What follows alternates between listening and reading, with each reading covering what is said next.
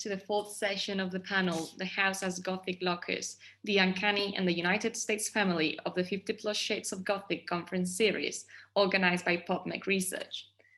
Television has been a medium where the revival of the Gothic genre in the context of the United States has vastly featured. Today's panel is devoted to these Gothic manifestations that have made their particular appearance in American TV. Today, we have four wonderful speakers who I'm honored to introduce. I will present them one at a time, and we will accordingly listen to their talks. Then, after they have all presented, we will have a question and answer session. Please bear in mind that this session is being recorded and will be uploaded on YouTube. So if you do not wish to appear on the video, you can type your questions on the chat. I remind the audience that they should keep their microphones muted and the cameras turned off while the speakers are presenting. And then you can turn them on if you're asking a question at the end, for which I kindly ask you to first use the raise hand button that you can have at the bottom of your screen. The speakers, however, can leave their cameras on all the time while the other members of the panel are presenting their work. So without delay, let me introduce our first speaker.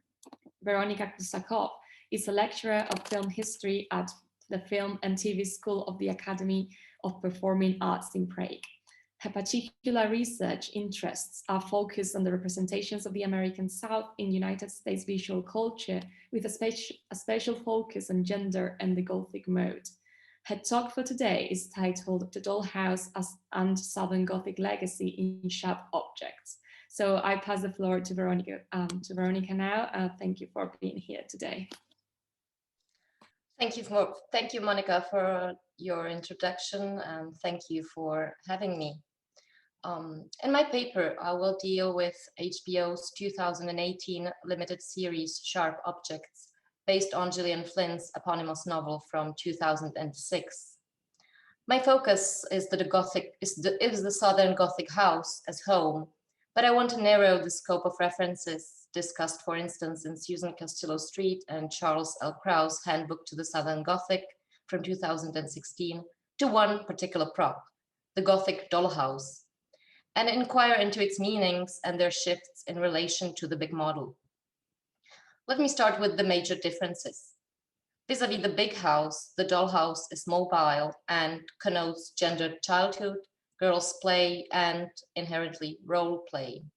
Thus, it implies the existence of a family and activity. The dollhouse in Sharp Objects is a cherished work of one of its female characters, the 13-year-old Emma. It is an exact replica of the house she lives in, with her domineering mother, Adora, who, as we gradually find out, tries to poison Emma in a twisted concept of motherly love, the Munchausen by proxy syndrome, in which mothers intentionally weaken their children so as to care for them as good mothers and be needed. Adora has already killed her middle daughter, Marianne, in this way years ago. The troubled past of this family gets untangled as the oldest daughter, Camille, returns home to report on a series of recent murders of young girls that took place in their sleepy southern town called Wind Gap. And I will now share the screen for a minute just to show you the two houses. Okay, so this is the big house, the top image, and the replica, the doll's house, at the bottom, with Alma, the younger daughter, and Camille, the oldest one.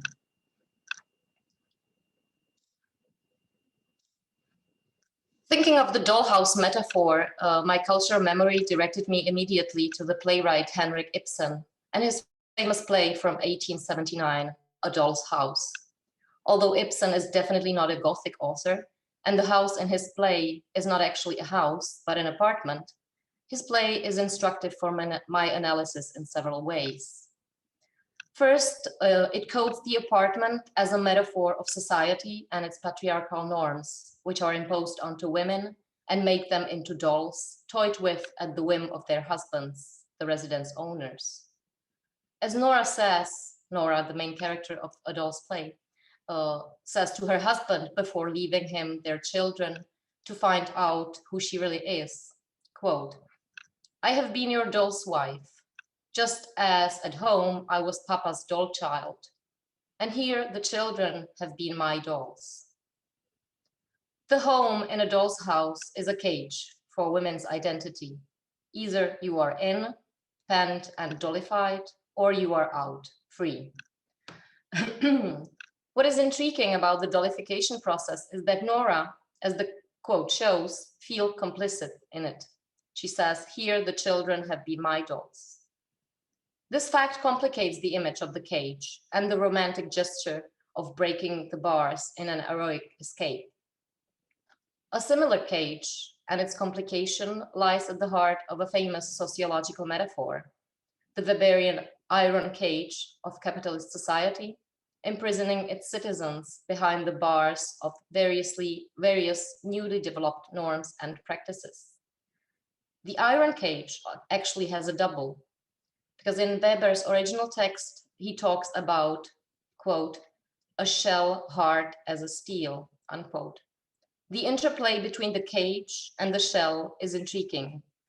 While the cage is something imposed, external, and restraining, the shell does not automatically launch the inside-outside dichotomy. But as Peter Baer observes in his discussion of the two metaphors, the shell suggests mutual constitution and interdependence between the shell and its bearer. The force of the shell is thus a matter of time. The very existence of the dollhouse in Sharp Objects moves the reflection of the big house from a notion of a cage to that of a shell. It also highlights the agency of the subjects. It makes them into the creators.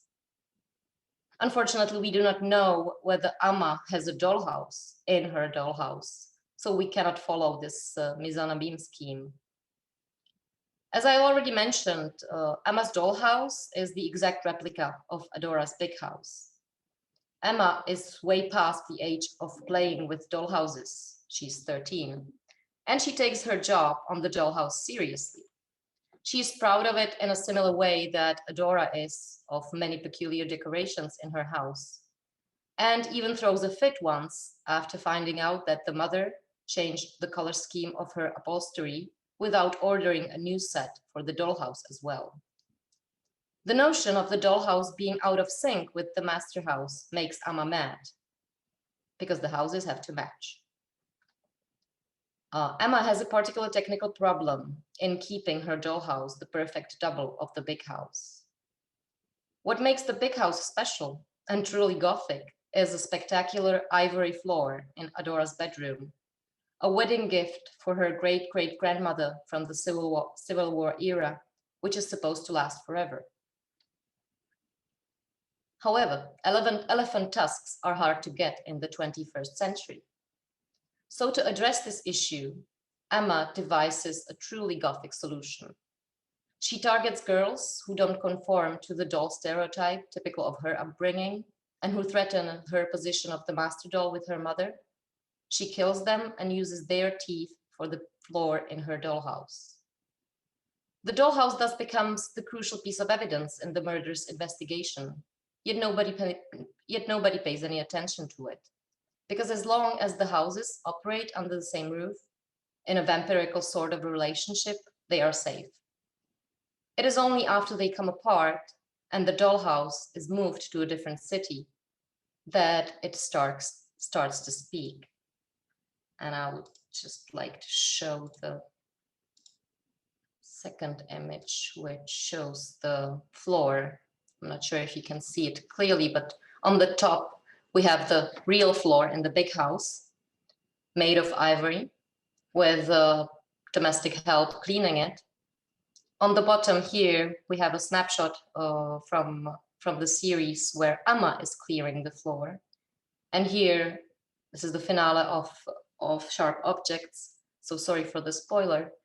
We find that the floor in this particular room of the dollhouse is made of human teeth.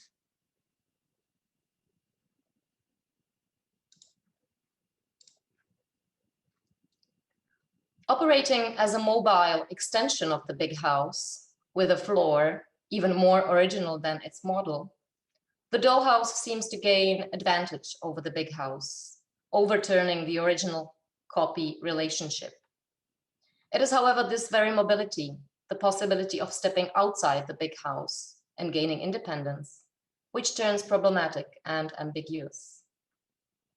The relation of the dollhouse to the big house emphasizes this inside-outside dynamic that sharp objects are based on in many respects.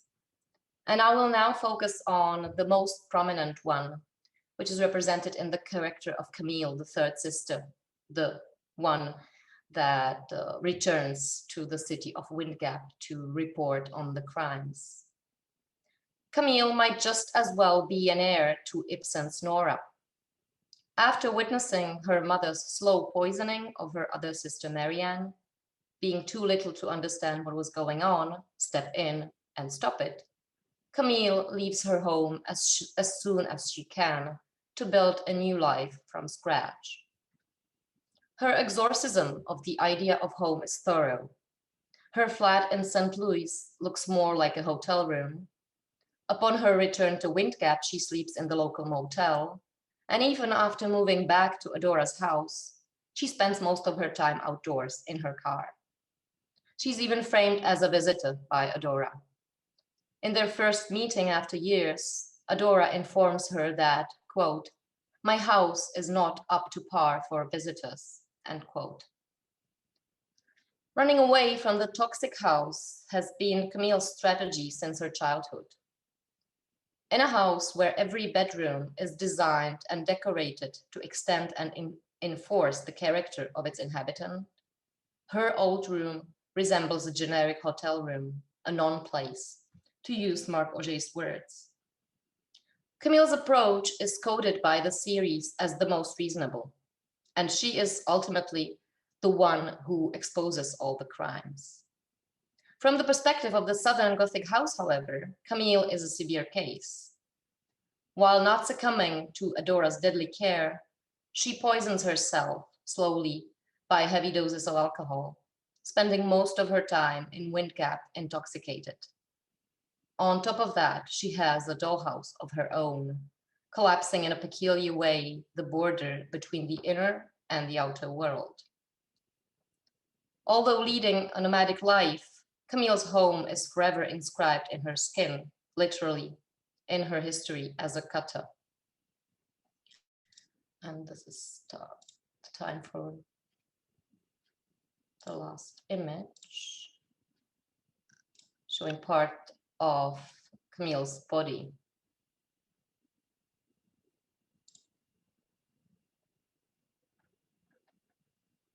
Camille's body is a canvas covered by painful words and becomes the walking and burning legacy of her Southern family house, the very house in proxy, decorated meticulously over the years, yet hated at the same time.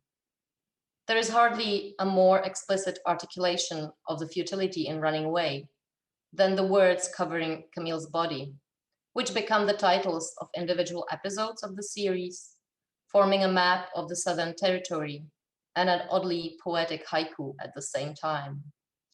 The titles are Vanish, Dirt, Fix, Ripe, Closer, Cherry, Falling, and Milk. The Southern Gothic house is the locus of the family, its living history, the stage on which unresolved traumas become current crimes. What its extensions in the form of the dollhouse and the human skin in sharp objects argue, however, is that it is not just a horrid place where the living are haunted by ghosts that need to be exorcised, but that it is our own doing, our own shell from which we can hardly ever disconnect, just like a snail does not function without its shell. This is a truly Gothic message, but it is important to note that the shell is not only toxic. As in the Derridean pharmacon, the line between poison and cure is a question of dosage and exposure. The Gothic shell, while causing pain, brings us immense pleasure at the same time. Thank you for your attention. Thank you very much, Veronika, for such an interesting talk. We're going to move on to the next speaker now. Mónica García Morgado is a student of the Masters in Advanced English Studies, Languages and Cultures in Contact of the Universities of Salamanca and Valladolid. She has great interest in US popular culture, particularly in the fields of film, TV series and adaptation studies. Today, she is presenting a talk titled One Haunted House and Three Women. I am the pretty thing that lives in the house. The floor is yours, Mónica. Well, hello, everyone. So thank you, Monica, for your lovely introduction, and of course to Bob Mac for having me today here. Okay, let me share my screen with you. Okay, can you see my screen? Yes, okay, perfect. Well, today I'm going to be talking about I Am the Pretty Thing That Lives in the House, a Netflix original film written and directed by Osgood Perkins, the son of Anthony Perkins. It was released in 2016, and just as an anecdote, this film came to my life last year during lockdown in Spain. It was not what I was expecting, yet it was a wonderful surprise, and every time I watch it, there is something new I find mesmerizing about it.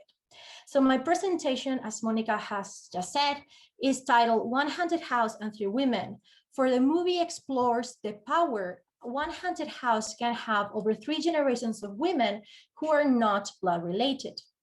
Apart from that, it is a highly metafictional film in which we encounter self-consciousness, self-reflexiveness, and also intertextuality to other Gothic narratives, especially from literature. Instead of having a narrator, as in a novel, we have an extreme use of voiceover that substitutes dialogues, and also we have the movements and the shots of the cameras. In this way, the main feeling it transmits is that instead of watching a film, we are watching a novel. This is the outline I will be following in my presentation. First, I will consider, sorry, my asthma. I will be looking at the Gothic in film and the uncanny home that we have already been exploring in previous panel and keynote sessions. And then I will move to the core of my presentation, the analysis of the film by looking at the haunted house as a place, a locus, and then as the house of stories, the house as a symbol. Then I will look at the construction, the skeleton of the house by looking at the exterior of the walls, but also at the interior of the walls, and a secret that is not to be discovered. Finally, the last point will be the past and present, and how this is symbolized through the use of supernatural elements, in this case, through police ghost. And of course, I will reach my final conclusion. First, talking about the Gothic in film, because we cannot really talk about a Gothic film. And following Misha Kafka's words, who states that there is no established genre called Gothic cinema or Gothic film. Just for the sake of keeping this presentation short, I'm going to read the highlighted lines. She mentions that there is a delimited or non-demonstrable genre specific to film called the Gothic, and she categorizes what we call as, or what we understand as a Gothic film as an ancient plagiarizer of the earlier literary forms of the Gothic. And as such, the Gothic does not belong to film, and the film medium must content itself with providing a home for the catch-all category of terror and spookiness, the horror genre. So here we have to consider that we are studying a change of medium. We're not only talking about literature, but how Gothic narratives are transplanted onto the celluloid screen. For this reason, I want to look at Bronfen's quote. He mentions, at least there's an idea that I agree with, that even if we consider the outstanding power literature can have on ourselves, there is something beyond when we're talking about cinema in general. He mentions that the affected power of the cinematic image feeds on our willingness to believe in and be moved by apparitions of light and shadows that cast on a wide screen in a darkened room. Moving to the end of his quote, he concludes by saying that we in the audience are really partaking in a shared experience of ghost scene, end of quote. Therefore, the change of medium implies a change in how we interact with these Gothic narratives or with Gothic elements. For example, we have to consider that in literature, we don't have music, or we don't have iconic or visual elements normally. Therefore, that affects our way of feeling, interpreting, or being part of the story. Of course, we will see that this is also reflected on the film itself. And of course, before I move to the house as a locus and as a symbol, I want to quote Hanson, who holds that the neo-Gothic film recasts the continuum between women, home, family, domesticity by exploring the potentially sinister side of the picture for women, end of quote. If you remember the title of my presentation, One Haunted House and Three Women, we no longer have families in this narrative, for it is a contemporary, and as I say, a new sort of Gothic narrative, what Osgood Perkin proposes. But still, he maintains the domestic sphere as a cage, as Veronika has mentioned in her panel, as a cage for women, because this house becomes a trap, a cage for three future dead women. And if we move to the uncanny home, we are already familiar with this. In German, Ronfen states, the word uncanny, unheimlich, I'm sorry for my German, not the best, it refers to the actual home. I quote here, so that the domestic family space is both the original position from which the uncanny develops on the target of its onslaught, end of quote. Moving to Crow, he mentions that in contemporary Gothic narratives, we always have a common, not always, but most of the times we have a common pattern.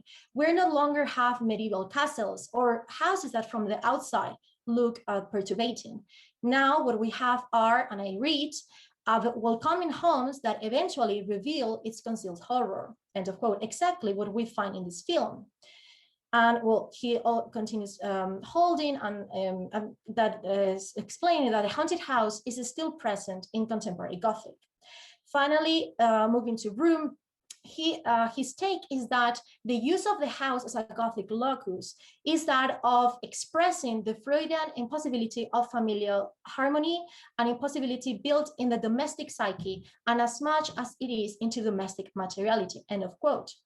I find his statement of utmost importance for my presentation, because the house in the film is not just about what it represents, a domestic sphere, is how the material holds the skeleton of the house, implies this uncanniness and the impossibility of an harmonious life.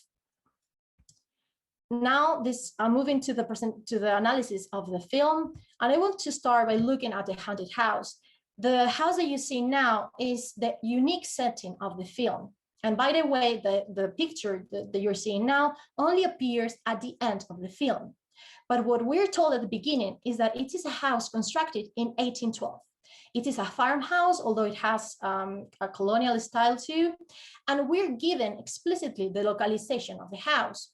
It is located at the end of Teacup Road, Braintree, Massachusetts. Braintree and Massachusetts are real locations. Teacup Road, to be honest, I could not find it on the map, so I don't really know if we can find nowadays that road or if it belongs to a geographical location of the past. But what matters is that it connects with New England's Gothic and all the Gothic narratives or stories that we know from this location. For example, to mention one of them, Shirley Jackson's novels. But what is even more important is that in the first minutes of the film, we are already told what the house symbolizes. And already dead Lily says, this is a house that holds a seat for the memory of a death, the staying place of a rooted ghost. Considering that it was constructed 2 centuries ago, this house has a memory. But also, the house seems to be described as a living organism. The first ghost, the rooted ghost that I have just mentioned, that is Polly Parson, the woman that is from the 1812 story, she murmurs that the walls and the windows are as thin as bones. A person could walk right through them, just up and leave this old house, end of quote. She wants to help Lily to get out of the house which will become her own tomb.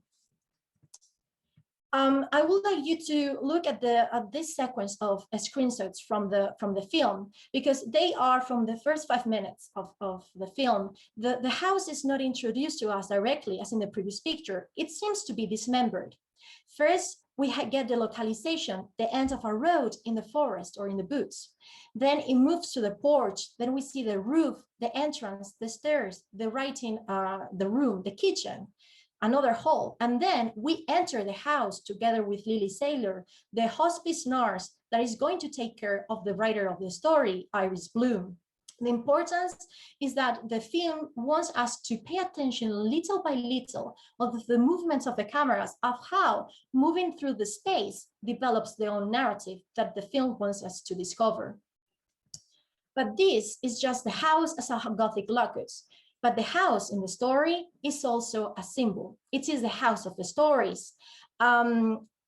Iris Bloom, that is a woman writer that you can see in the first picture. That picture is around the 1960s. She gets her stories from the ghost of Polly that you can see in the last picture. She's murmuring to her own story. Therefore, the film we are watching is the film that is written in a way, or to some extent, in the book that is called The Lady in the Walls. But apart from that, the term the House of the Stories is not only the fact that it is the workplace of Iris Bloom, but it's also a reference to all Gothic narratives that are located in a house. Of course, how not to mention Edgar Allan Poe, The Fall of the House of Usher. Mr. Woskap, who is the assistant and a helper of Iris Bloom, he explains to Lily that Miss Bloom has designated the property as a centerpiece for a grand foundation to be awarded after her death to a worthy woman author as a home and a workplace at no cost. The house of the stories, she calls it, end of quote. Therefore, there is a willingness to perpetuate the symbol of the house, to keep on having stories to be told in the future. But also in this same conversation, we get the self-reflexiveness of the film. It is aware of its genre, of its medium, and of the tradition that it's following, and of the tradition of the haunted house, but also of the impact these narratives can have on ourselves. I cannot read due to the time the entire dialogue, but Mr. Woskap tells Lily to read the stories. He says that she has not read it because she's scared too easily. And then he mentions, yes, that's right. Well, there is not a very good movie if you prefer. Already this comment is referring to this to adaptation studies and how we tend to complain that always film adaptations are worse than the narrative where we know, or the predecessor. But what I care about is Lily's response. She says, no, that would be much, much worse. Therefore, this connects with Bronfen's statement when he says that films have an external or a higher capacity of impacting us that novels do not have. And then if we look at the walls that I haven't mentioned, they are the skeleton of the house. And I'm sure you have already noticed the wallpaper. From the beginning to the end of the story, the wallpaper follows Lily Saylor all around the house. But also look at the book. The title of the book is The Lady in the Walls. You will see that better later, but the cover is a wallpaper that is broken, and we see a woman that is stripping outside. Of course, it's a clear reference to Charlotte Perkins Gilman, The Yellow Wallpaper, that she's maddened and obsessed with this pattern of the wallpaper that it symbolizes how imprisoned she feels in another colonial mansion. And here I quote, "There are things in that paper that nobody knows but me or ever will." And it's like a woman stepping down and creeping behind the pattern. End of quote. In a way, we could understand that Iris Bloom, the writer from the 60s, is a contemporary rewriting of Gilman's protagonist, because she, being the writer of the story, is the only one that knows the story behind the wallpaper. But also, sometimes we forget that in Charlotte Perkins' The Yellow Wallpaper, it is also referred as fungus. The outside pattern is a florid arabesque, reminding one of a fungus that keeps on growing and obsesses the protagonist. We also find that in the film, not in the wallpaper, but close to the kitchen. Lily Saylor sees a humidity stain that it keeps on growing as mold. She is so obsessed with this that she keeps on looking at it, to the extent that she starts to see mold growing on her body. Mold symbolizes the corruption of the psyche. And even if we don't have noticed this yet, we are helped by the ghost, by Polly, when she says, "This is how you rot." But also by Iris Bloom, who in a conversation with Lily, she says that the pretty things rot, you fall apart like flowers. End of quote. So in this sense, the rotting is not that only of the dead body, but also of the living mind that is feeling the struggle of living in a haunted house. If we look at the interior of the walls, that is the explanation for the growing mold. Please look at the pictures. And that is the story that we know from 1812. We have a newly married couple, and they seem to be playing a game. She, Polly Parson, is discovering her own house, blinded, touching the walls, going from room to room. But suddenly she realizes that there is a hole in the wall. There is no dialogue, no conversation, and no music. The next scene, what we see is that her husband kills her with an axe, and then he covers up the body in the wall. Of course, this is another reference to Edgar Allan Poe's The Black Cat, almost a rewriting of the end of the story. I have quoted the significant paragraph when he explains that the protagonist of Poe's story, he wants to kill a cat, and instead he kills his wife, who falls dead upon the spot without a groan, and then he moves to heat up the body like in medieval times, walling it up in the cellar. The last point of my presentation is how past and present in the house is represented through Polly's ghost. The ghost, although it is a supernatural element, has a meaning beyond. Polly, her role in the film is that of representing how the past always haunts the present, and there is no means to escape that. The supernatural is a confirmation that the house possesses a past and a long-lasting memory, and there is only one possible fatal outcome: the three women will be trapped forever in one haunted house. A great contribution of this film is that there is a clear distinction between the rational and the irrational. When Lily Saylor sees for the first time the ghost, Polly's ghost, she's scared to death and she dies of a heart attack. Then she will become another rotted ghost, another narrative, and another story to be told. But this is already told at the beginning of the story because the past is inescapable. And Lily says, who is already dead, "I have heard myself say that a house with a death in it can never again be bought or sold by the living. It can only be borrowed from the ghosts that have stayed behind, to go back and forth, letting out and gathering it back again." The conclusion to my presentation, well, I have included this GIF for you to better see the cover of the book, is that I Am the Pretty Thing That Lives in the House is a tribute to Gothic narratives, but also to Gothic narratives that take the house as the main setting. It's a film with high aesthetics, with a literary essence, and also with an indirect intertextuality. Indirect because we need to be familiarized with these writers. The uncanny atmosphere, apart from the content, is what makes us feel this horror. We have the slow sliding movements of the camera, the tense music, and also the lights and shadows, which has the aim of producing in the audience the same feeling as in Lily: tension, uneasiness, and a strange perception of time. Overall, it's a film that takes the house as its main protagonist and its unique setting, and it proposes a new model for Gothic in film. These are my works cited list, and I hope you have enjoyed my presentation, and hopefully you will give it a try. Thank you. Thank you very much, Monica. I will watch the film as soon as I can. It looks amazing. Thank you. I hope so. Yeah, let's move on with the next speaker. Yeah, can you still hear me? Okay. Pembe Gozde Erdogan is an independent scholar based in Cardiff in the UK with a background of teaching in the American Studies Department of Pembe University. Her research areas include popular culture, cultural studies, film studies, television studies, horror and Gothic and American theatre. Today, she is presenting a talk titled Transnational Representation, Seriality and Adaptation, Resurrecting the Haunted House for the Netflix Era. Welcome to our conference series, and without any delay, Pembe, you can begin with your presentation now. Thank you. Thank you, Monica, for that very kind introduction, and thanks for having me. I'm hoping everyone can hear me good. Everything's okay with my audio. And this will be my PowerPoint, if we can see it.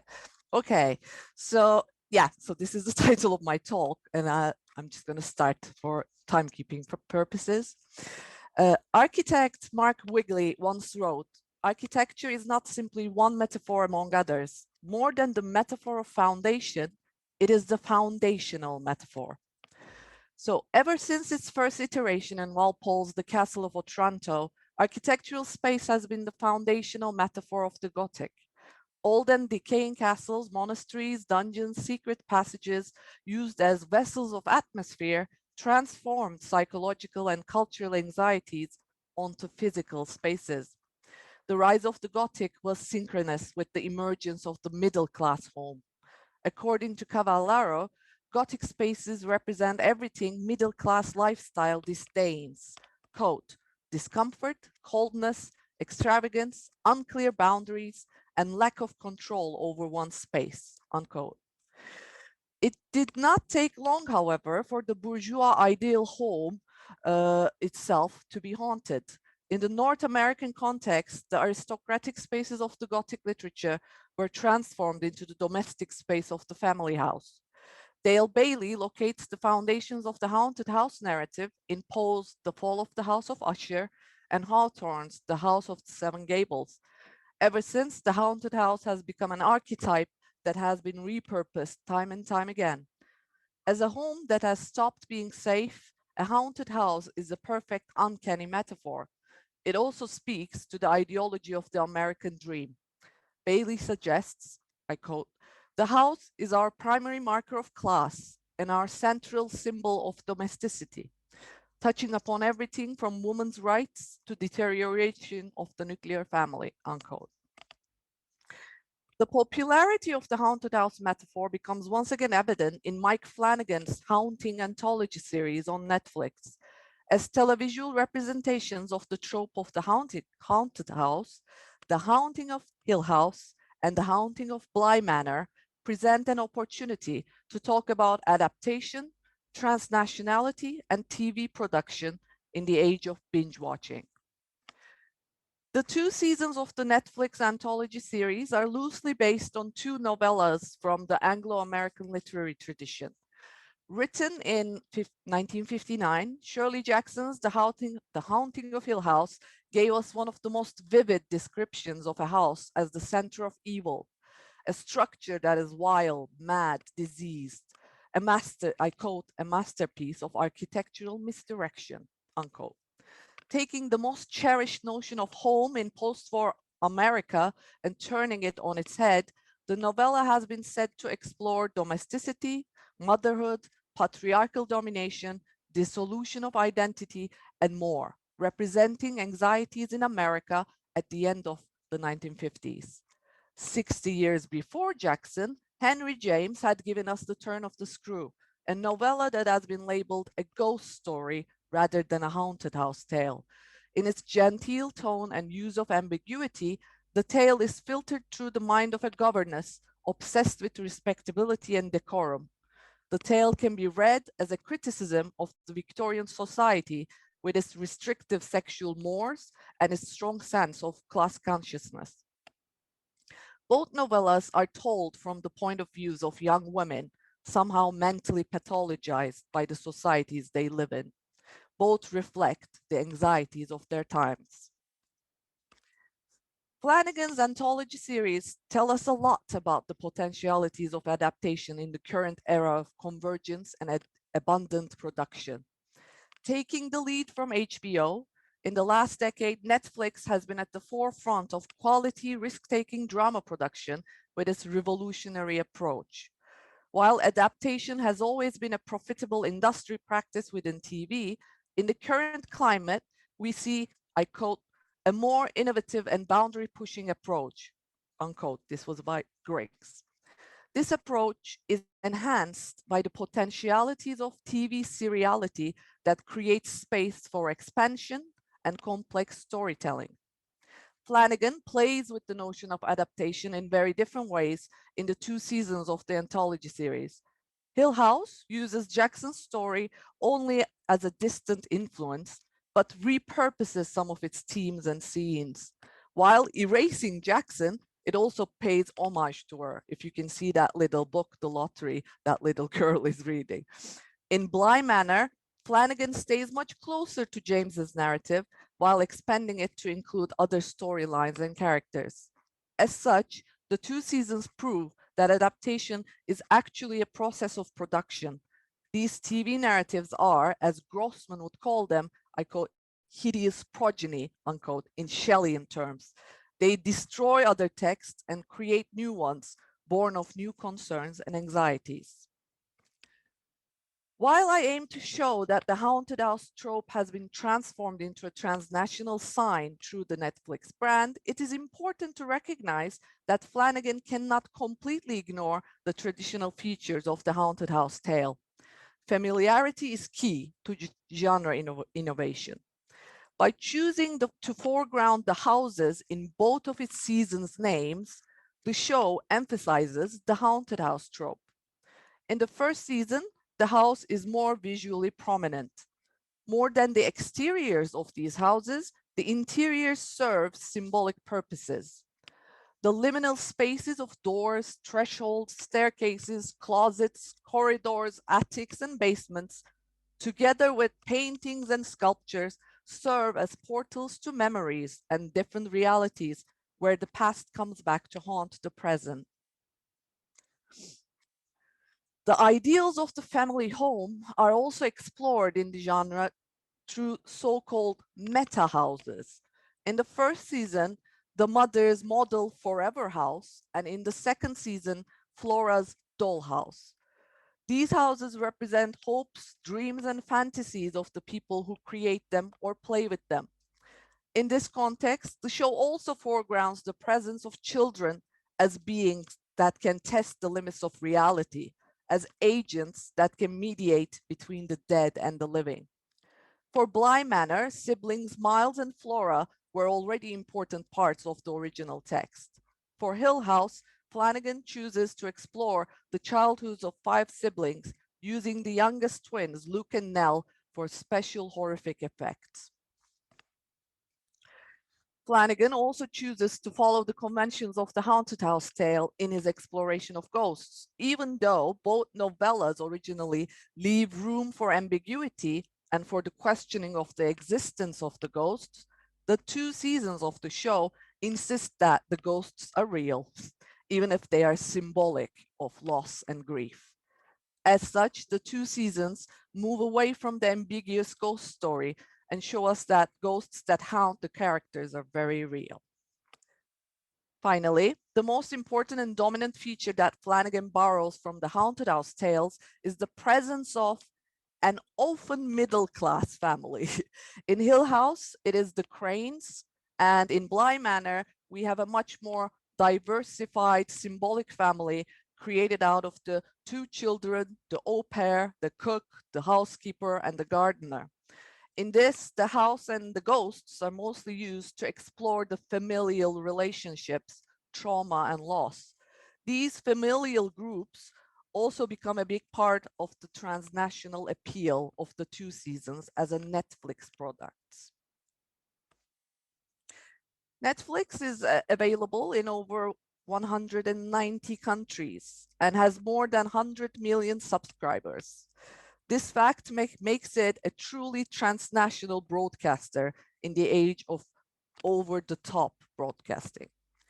Using its sophisticated algorithm and choosing binge watching as a branding strategy, Netflix is pushing the boundaries of TV seriality. When we look at the transformations of the haunted house tale in Flanagan's anthology series, we can understand how the trope has been transformed within the Netflix brand.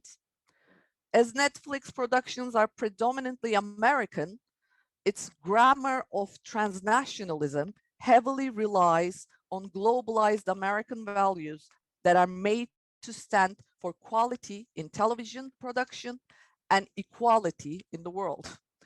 Jenner suggests that this is influenced by, I quote, the assumed universality of Western cultural value systems, unquote. And this can be seen as another example of Western cultural imperialism by some.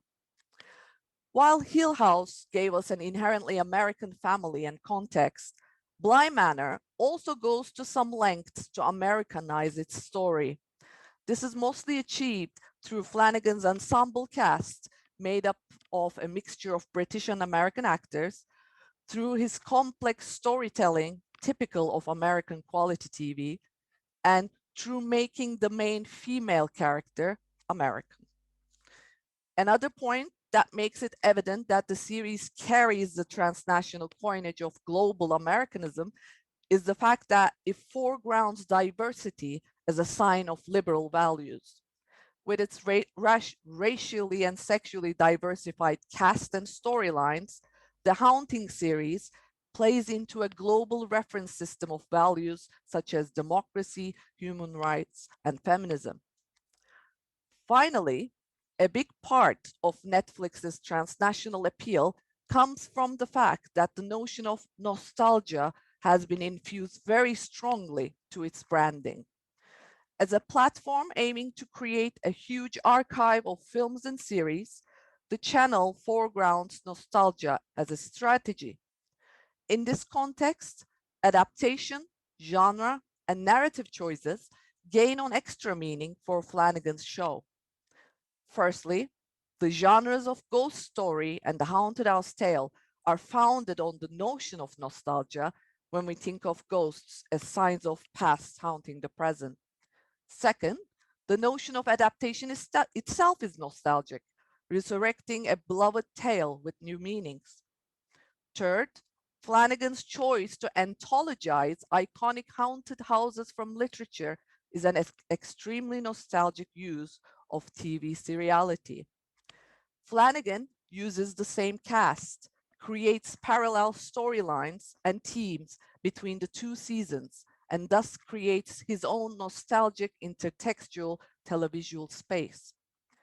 Finally, like most Netflix productions, the Haunting seasons also revisit beloved eras from the past that have been very popular lately in film and television. It's the 1990s in Hill House and the 1980s in Bly Manor. This type of nostalgia also becomes evident in the casting of Henry Thomas, the child actor from E.T. Pickering and Keightley suggest that, I quote, nostalgia is certainly a response to the experience of loss endemic in modernity, unquote. This might be the real reason why this series resonates with audiences in this day and age. Flanagan transforms the architectural metaphor of house into a familial one, exploring the interpersonal and intrapersonal effects of trauma, loss, guilt, and grief. The house becomes our family ties, our isolation, our past. In this, Flanagan manages to touch us all. Thank you. Thank you very much, Pembe. I'm really impressed about how all these talks are speaking to one another, and I feel like the next one is going to as well. So, well, without delay, our last speaker, Sandra Danneil, is a postdoctoral researcher in the British and American Studies Department at TU Dortmund University, where she teaches courses in cultural and media studies. She is currently researching genre studies with a focus on female serial killers and the new final girl, contemporary horror fiction, cinematic on pleasure, complex seriality, and sound cinema. Sandra's talk for today is titled The Simpsons Treehouse of Horror, The Strange Sides of Gothic Television. So without further ado, let's listen to Sandra's talk. Thank you for being here, Sandra. Yeah, thanks for having me. I'm really impressed about the talk so far. So I'm looking forward to impress you with mine. Wait a second. Okay, start. Can you all see that? Okay, wonderful. So I'm going to talk about The Simpsons Treehouse of Horror as a strange side of Gothic television.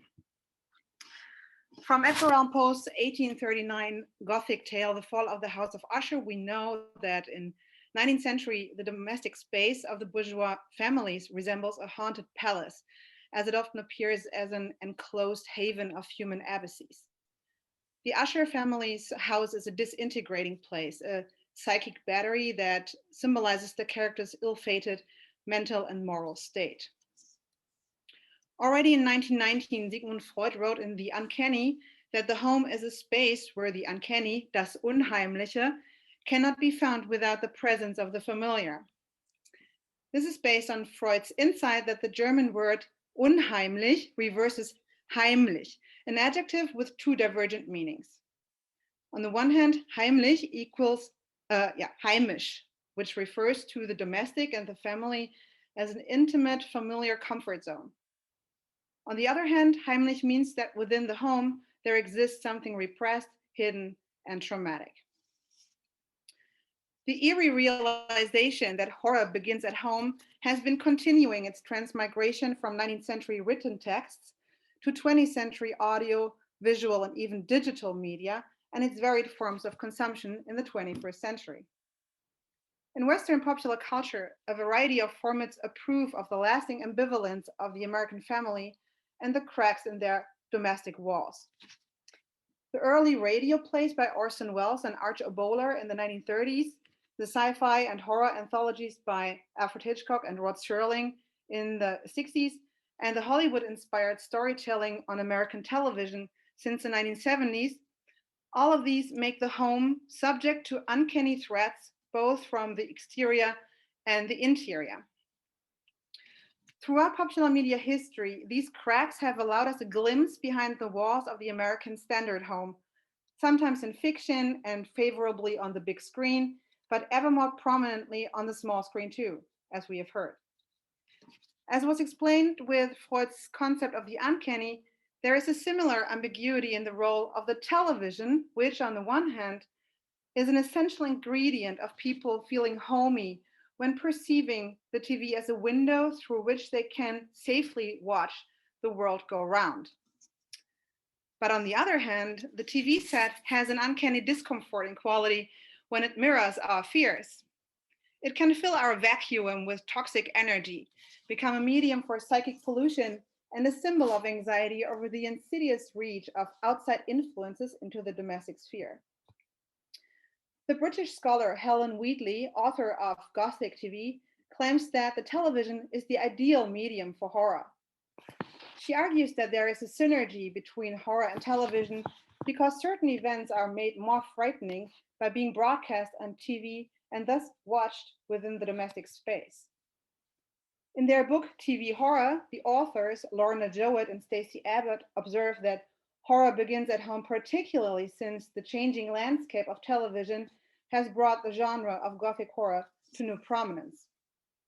For one thing, Alfred Hitchcock's Half Hour and The Twilight Zone are landmark series of the 60s, which only initiated to terrify audiences by bringing the monstrous and the supernatural into the home through people's televisions. Because only 10 years later, the television as the actual gate from and to hell developed into a popular motif in horror movies. Take Steven Spielberg's Poltergeist, David Cronenberg's Videodrome, Wes Craven's Shocker, and his third Nightmare on Elm Street installment, Dream Warrior, or Gore Verbinski's remake, The Ring. All of these portray audiovisual media as opening up to terror and sensation, a technique which only 200 years earlier stimulated the troubled imaginations of Mary Shelley or H.G. Wells to write dark romantic tales about the ill-fated use of galvanism and human hubris. No matter whether in Gothic literature or in horror cinema, new technology has always stood in as the actual menace to society and its domestic bliss.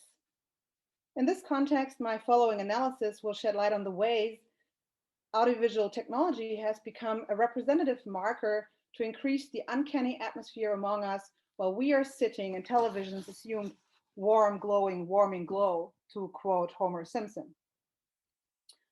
Resulting from television's inherently hybrid nature, the genre crosses into many other television formats. The 60s had Gothic sitcoms and a Gothic soap opera. True crime formats are booming since the 1970s. And in recent years, horror mashup anthologies are acclaimed by critics and fan communities alike. And since the 1990s, the horror genre not even spares children's program and primetime animation formats. In case of the latter, some of you might instantly think of Trias of Horror, which is The Simpsons' annual Halloween special and fans' much-awaited excursion into the world of horror that once a year since 1990 turns The Simpsons' home on Evergreen Terrace into a site of ever-scream terrors. I'm not exaggerating when I say that audiences the world over know The Simpsons and probably even the show's opening sequence. In a regular Simpsons episode, Danny Elfman's famous musical theme accompanies each family member coming from a different direction to eventually meet on their famous brown couch in the living room and switch on the TV in daily routine. However, an opening to a Trias of Horror episode follows a different path. Here, the Simpsons break through the floor as zombies, get electrocuted with metal caps, or fall from the ceiling with a noose around their necks. In other words, whereas the Simpsons simulate how we as viewers are comfortably sitting in front of the television in the regular series and imitate how we are watching them watching television, the Treehouse opening instead welcomes viewers in a home that doesn't depend on doors anymore.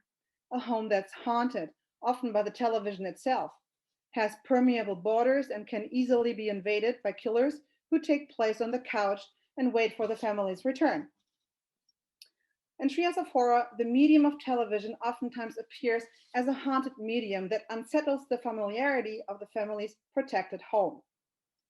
In consideration of the changing modes of reception in the 1980s, Helen Wheatley inspired me to read the concept of television in Treehouse in two different ways. The television set, shown at the end of the episode's opening, is a metaphorical window that provides us a view to the outside of American popular culture. Yet the television in Treehouse openings also functions as a mirror that reflects quite specific forms of domestic interiors in and in front of the screen. More often than not, these openings just forestall which specific terrors television itself can hold in the subsequent mini episodes. Based on this, I will employ two mini episodes, The Terror of Tiny Toon and Unnormal Activity, to reflect about the meaning of audiovisual media as a popular source of uncanniness in the series drawing of strange sights with an animated cartoon.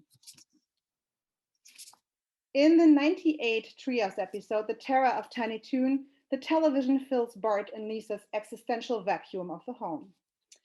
The two Simpson children are absorbed by television and become not only passive observers, but active targets of their beloved cat and mouse heroes in the Itchy and Scratchy show. Through a modified plutonium remote control, the children press a button and literally enter the apparatus and can only be rescued by Homer, who steps them back into the living room. The plutonium energized remote needs to be read as a prosthetic device to extend television's disruptive influence, usually by empowering audiences to control their consumption from the living room couch. The media scholar Arno Meteling suggests that by using a modified remote, the television receives a demonic quality, visualizing the suburban terror through the transmissive medium of television. Unlike in Poltergeist, which shows little Carol Ann just in front of the telekinetic portal of the television set, The Terror of Tiny Toon converges the television not only into a mere threshold between worlds. Here, television indeed serves as an interface between different medial practices. In other words, the TV devours Bart and Lisa's bodies and exhibits the new content as a medium in itself. Homer is shown on the other side of the television glass screen, bored of watching Bart and Lisa in their attempt to survive. At the same time, this segment suggests that the screen is permeable because finally, Itchy and Scratchy are unable to follow Bart and Lisa into the reality of the living room. The Terror of Tiny Toon Treehouse episode depicts television both as a window to other worlds and a mirror of our own consumption. Through the empowering means of the remote control, the segment hints at the first steps of the changing ways television content is received and manifests to what extent younger audiences begin to actively use and not passively consume television as an interactive media platform in the digital age. My second example is called Abnormal Activity from Treehouse's 23rd installment that comes entirely in the surveillance camera style and takes its inspiration from the Paranormal Activity movies filmed in the so-called found footage style. Director Oren Peli's film that inspired an entire franchise deals with nighttime hauntings manifested by the monitoring eye of surveillance cameras. The first take of Abnormal Activity shows Homer filming himself in the mirror, noting that strange things are going on in the house at night. The strange things manifest in an unmotivated hellfire that ascends from the living room floor and a blood-written "Beware" on the wall, prompting the Simpsons to install CCTV all over their home. The closed-circuit television animation style first gives viewers the impression that there is an even greater cartoon realism involved. Due to a grainy animation as well as a camcorder framing, the animation operates with recognizable elements familiar from home video and surveillance material. My initial impression was the camera. I felt as who controls the scene when the Simpsons are sleeping or worse, with eyes wide open. The surveillance in film, McGregor suggests that in terrorism, in Abnormal Activity, this voyeuristic power operates out of the need to extract information from the strange events in the Simpson home in order to control them and make sure that nothing can escape our view. Weiss continues to argue, CCTV systems have come to be understood as meaning power, usually power to control. There is something we feel is sinister in such systems, though they are set up ostensibly for our protection. Unlike an Abnormal Activity in which the camera eventually reveals the source of evil as being Satan himself, the paranormal films often leave their audience with grainy images that assume just a rough idea of a spectral phenomenon. Both the live-action horror of Paranormal Activity and the cartoon horror of Abnormal Activity build on the impression that the surveillance image is realistic footage. This is to put the viewer in the position of an all-seeing, although powerless voyeur who uses CCTV as a prosthetic eye. The viewer is an omniscient but passive witness who watches how the families are plagued while peacefully sleeping in their respective rooms. Weiss suggests that many films that make use of the found footage aesthetic are indeed horror films, providing an opportunity to reflect on the aesthetic of the surveillance or video image. On television, this reflexive cinema aesthetic does not only increase the effect of suspense and horror for a home audience, it moreover translates a cinematic experience into a new way of extrapolating footage horror for television. In both live action and cartoon footage, however, the image becomes the surface of the demonic manifestation and source of the audience's unsettled feelings. Instead of assuring us that everything is safe in the house and thus under the control of the panoptic gaze, the horror evolves because of the remoteness of the camera to the events it films. Due to the changing ways of dealing actively with mediated images of a simulated reality, the surveying aesthetics are a test to our need for control, a sinister test that unsettles our feeling of being protected in our own four walls. To conclude, there are many more examples in Treehouse of Horror that time and again remind viewers of the uncanny quality of audiovisual media. Treehouse's 1994 parody of Stanley Kubrick's Shining, renamed as The Shining, even privileges a portable TV as the final exit from Homer's deadly mission to kill his family. Although Homer doesn't kill them, all still die together by freezing to death while gathering around the little TV that Homer sanctifies as his teacher, mother, secret lover. In the same Treehouse episode from 1994, the science fiction time travel short story A Sound of Thunder by Ray Bradbury was adapted to Time and Punishment that shows Homer traveling through time by way of an ill-fixed toaster. In one of Homer's consequently changed realities, Ned Flanders rules over the world, lurking behind huge screens as an authoritarian dictator. As Springfield's new big brother, Ned is omnipotent as he is able to communicate via a big screen that suddenly is sensed from the Simpsons' kitchen floor and heavily reminds of a life-size iPod. My examples aim to illustrate that Treehouse creates its own cartoon horror genre neatly tailored to the televisual context of media convergence, but also to our familiarity with the new transmission technology. By extrapolating the show's relation to the television, it seems a little clearer that while TV sitcoms may just be watched at home, Treehouse of Horror indeed follows the even more unsettling thread that horror begins at home, ideally with us experiencing horror when sitting in front of the TV. It is a much discussed fact that television for a long time had been a parasite of the horror genre, mainly because of the broadcast industry's conformist standards and practices departments. My examples from The Simpsons' annual Halloween special aim to illustrate that television as the subject of horror is not only playing on television's role as meaningful, integral part to fill the inner void in our living rooms. Instead, we should understand Treehouse's attempt at exposing its viewers to the strange sides of watching TV as a digital age strategy to express our changing relationships with domestic media technologies. Thank you very much. These are my sources.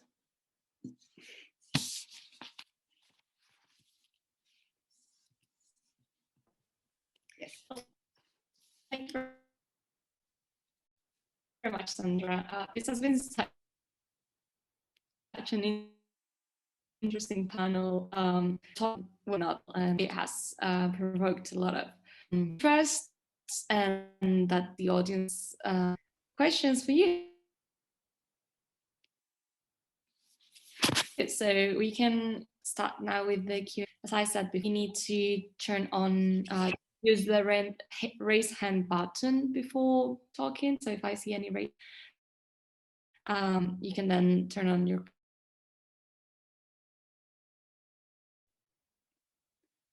Monica, your connection is really bad. So if I can hardly hear you. See a camera.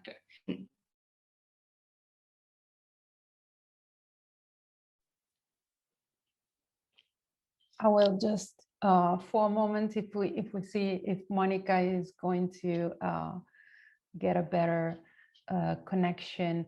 I think we're starting Q&A session, and I don't know if anybody wants to raise their hands and ask you questions. We have one by Laura. Hi, can you hear me properly? Okay, so my question, I think, relates to all your presentations, and I'm gonna try to connect them a bit. So if you want, you can all answer. So Monica mentioned the references to Poe and Gilman in her presentation, and Pembe noted how the little girl in the show was reading Shirley Jackson's The Lottery, which interestingly implies that the writer exists within the base reality of the show. And I was wondering of the prominence of these elements that act as intertextuality or the meta house, as Pembe called it, in terms of the attention that is paid to stories that exist within stories. And I think this also relates to Sandra's presentation, if we think about how the characters inhabit the TV, enter the television, and how we can see the screen on our own screen, that doubling of the screen within our own screen. And Veronika did also mention the concept of missing a beam, which I think it's very interesting in relation to all your presentations, if we think about that. So with this in mind, I was wondering whether the horror house narratives have this, I'll say missing a beam, and you can correct the term if you think another term fits better here. If this is an element that goes beyond that rhetorical, the mere rhetorical resource to be something more symbolic that is particular to house narratives or horror narratives that deal specifically with the house due to the capacity of the house to be inhabited. So how these stories inhabit other stories, and if this works particularly well, I'll guess, in house narratives for that reason.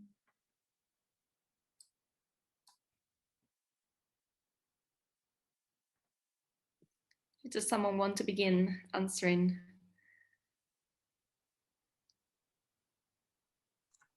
Well, I can start.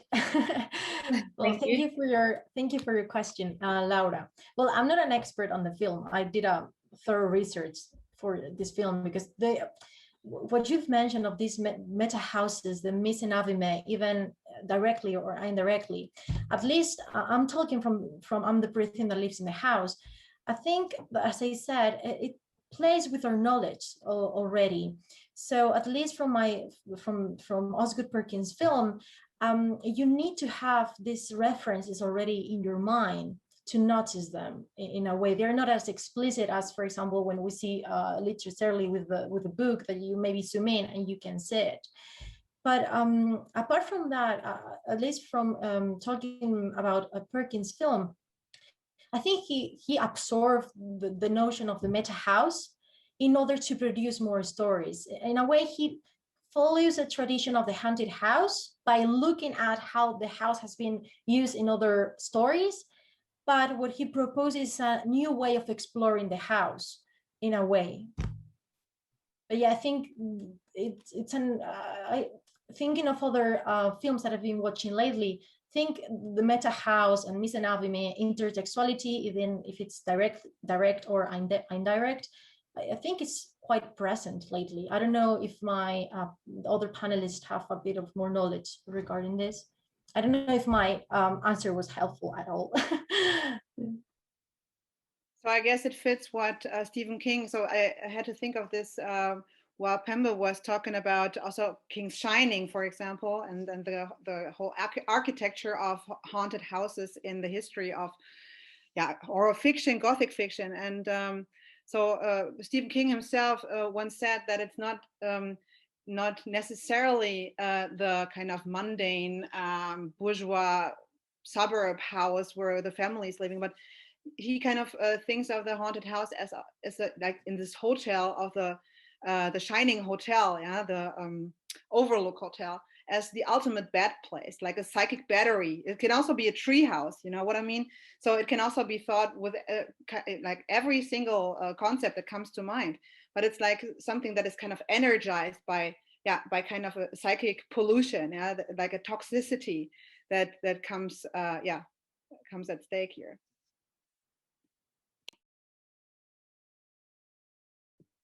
Yeah, that's everything.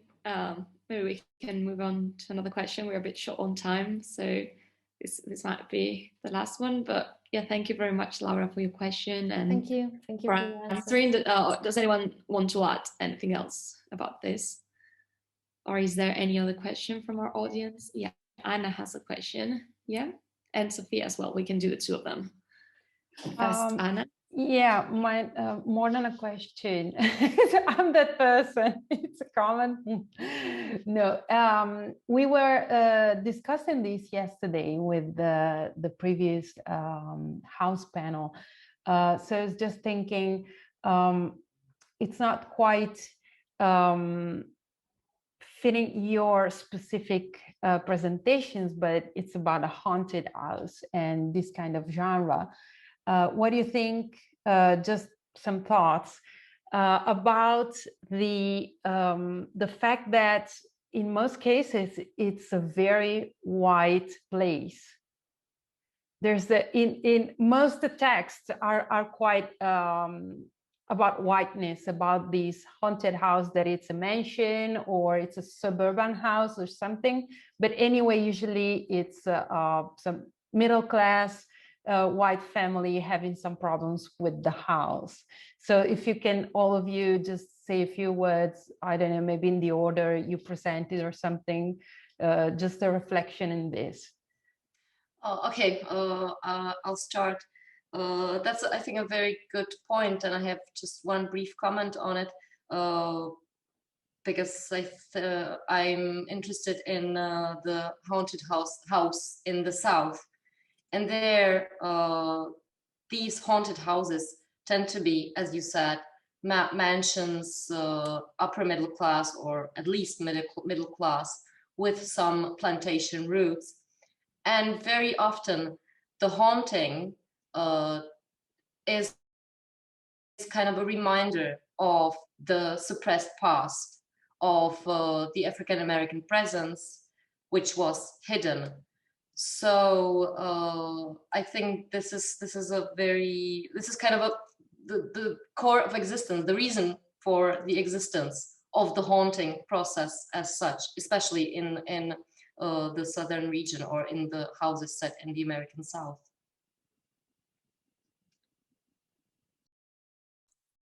Yeah, I think I can continue if no one wants to go first. Well, that is a great point. I did not think about it while I was watching the film, but now that you have mentioned it, at least thinking of the pretty thing that lives in the house, I think it's the whiteness. We see that in the house already. It's white inside and outside, except for the wallpaper. But I think it connects with the slavery and the past. It was constructed in 1812. So who were the owners? A white couple.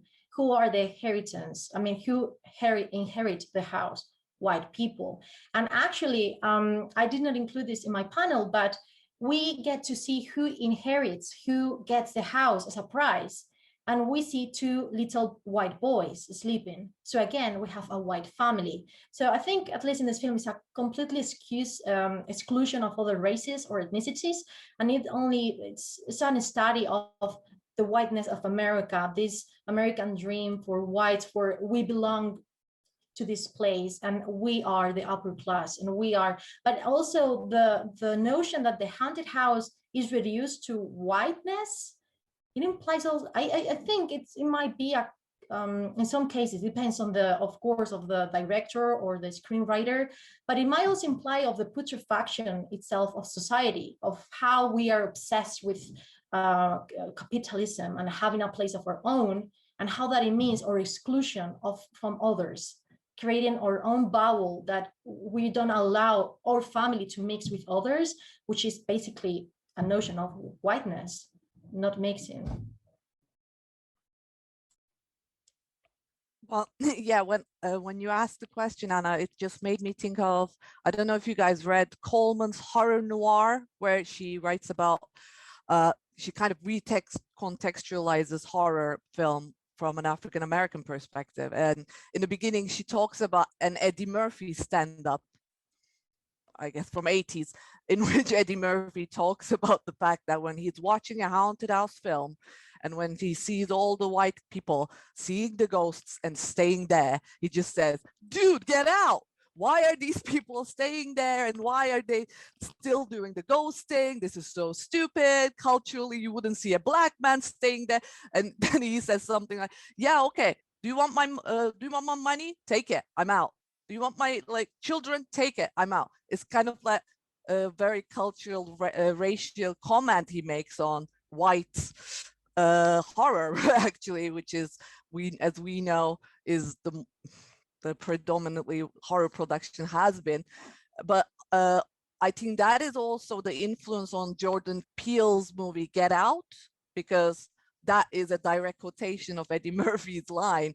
So it's not a haunted house there, but it's a house where the black guy needs to get out. And recently there was a movie in Netflix that I didn't watch called His House. This was about the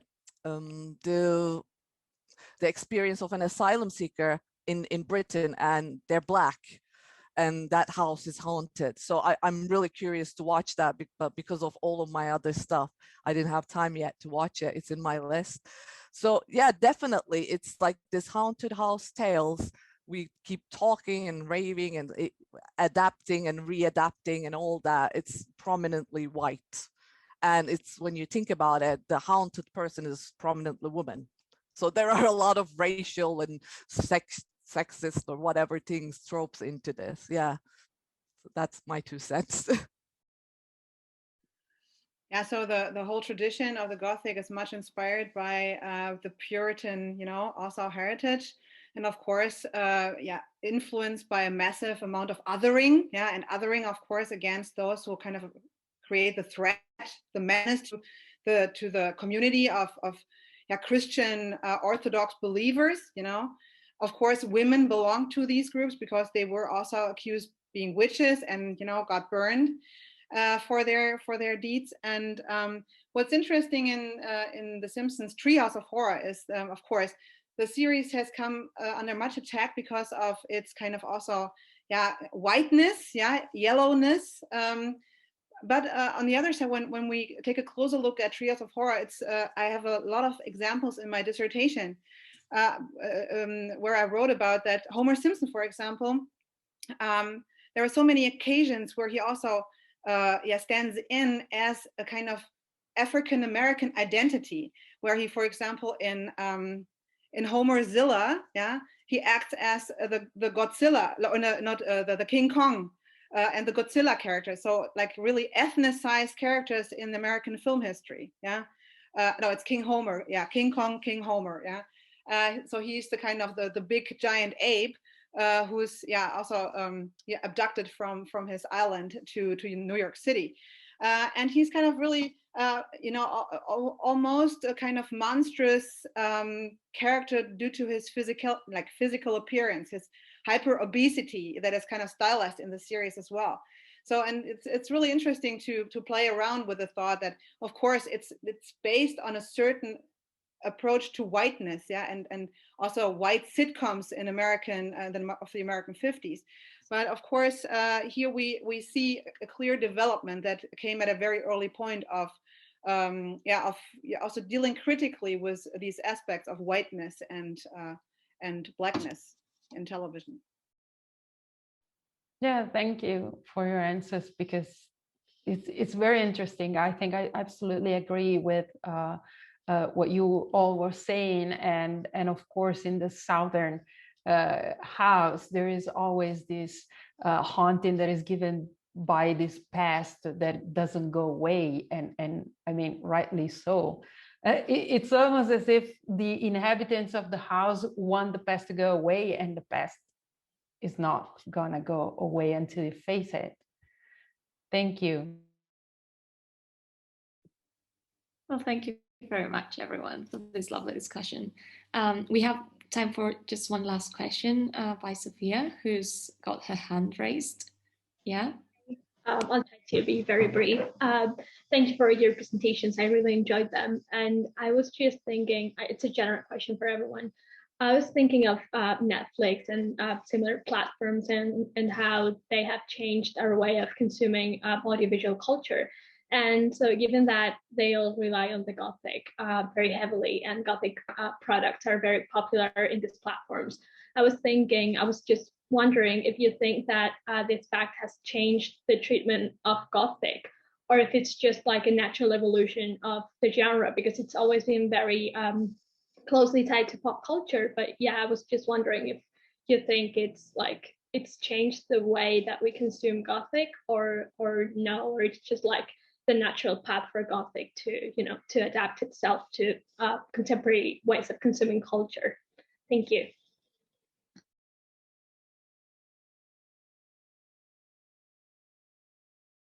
Should I go first very quickly? I think for me, it definitely does. And it's kind of almost an example of how Gothic has always been as well. There are more popularly palatable options, even in literature, where anyone can read them easily, anyone can relate, whereas there are more literary complex narratives and structures, where I think some of the choices made, adaptations or things written, but especially in seriality, maybe not so much in film, but in TV seriality, takes a lot of those Netflix things to becoming more like popular. I mean, you don't have to know Jackson or Henry James to watch haunting series. I mean, you shouldn't know it. It's better anyway, in a way. It's like, yeah, it doesn't challenge you in a literary way. Like, sorry, Monica's film, though, is like a kind of a different example of that. I think it's a more playful, more intertextual, more challenging to the audience. In you need to know these references to understand those references, and so there, I think there's a mixed bag there, I think. Yeah, I was going to say in hand with what my mate said. Well, just as an anecdote, when I was watching this film, I watched it with my mom, and she was like all the time saying, I don't get it. And then while we were watching it, I was explaining, oh, this is the yellow wallpaper. Oh, this is Poe the Black Cat. And I was just like, oh, it makes sense. And while I was doing research for this presentation, she would come up to me and she was like, well, tell me, what does it mean? And I was like, yeah, you're still thinking about it. So at least Perkins, a film that challenges the audience, but in a way it's also easy to watch if you just want to spend time. But on the other hand, that is why it is highly criticized. If you look for reviews on the internet, everyone says that it's boring, that it's awful, that it's just wasting your time. And I don't really agree with that, but it's true that it's something you don't expect. As if Netflix, sorry, is influencing the way in which we watch Gothic, I do think, I mean, I agree with that statement. Basically, I mean, most of the company productions are American or Canadian, but mainly American. So of course, there we have, again, whiteness, we have capitalism, and we have certain narrative they want to tell. And it excludes other sorts of Gothicness and uncanniness. They're not really significant. Of course, capitalism knows what to sell and to whom and at what point. So that's, for example, I mentioned that I watched that film during a lockdown last year, and suddenly there were a lot of Gothic films coming up, or at least, well, not Gothic films, but films with Gothic elements, or book that about, I don't know, catastrophes and virus coming out. Why? Because that's what we wanted to read, escapism. So I think, yeah, I think that is a natural evolution, but I would say to any genre now. I mean, I love going to the cinema, but now we can. So you just use, I don't know, HBO, Netflix, or any other platform. Yeah, I would agree. So it's really a new form of escapism.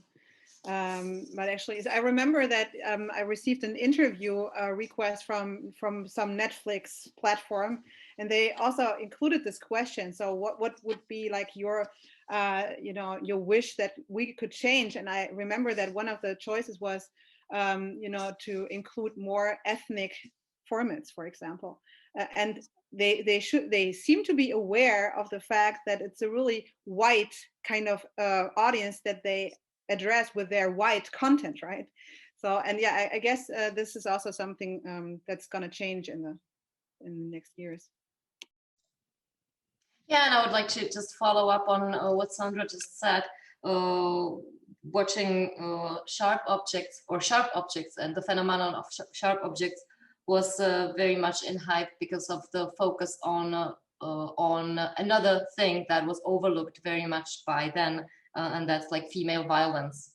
So I think there are gradual changes to the television, and also the series was made because of a big success of the creator's former series, Big Little Lies, which kind of introduced this complex narrative and visual structure, which was on one hand very visceral, very graphic. The violence was very, very like over the top, but at the same time it was very complex in the narrative way. So it kind of was made for television, actually, because you had to kind of view it, see it repeatedly to get all the references. And when I watched Sharp Objects many times, but still I find new ways there. Thank you guys for your answers. I'd love to continue the discussion, but I think we're out of time. But yeah, wonderful answer. Thank you. Well, thank you everyone for the questions, and let's thank our speakers again for such a lovely panel. I loved coordinating it. I feel very lucky, and I think, well, in the end, we've had such a good intellectually rich session with all the questions following up from the presentation. So I think it's time to say goodbye to our viewers and to our public. I thank the organization of this event again, and everyone who's participated in today's session. And I hope to see you again, hopefully in person in the future. So thank you again. And I hope you have a nice weekend after this. Thank you. Thank you very much. Thank you, everyone. Thank you. It was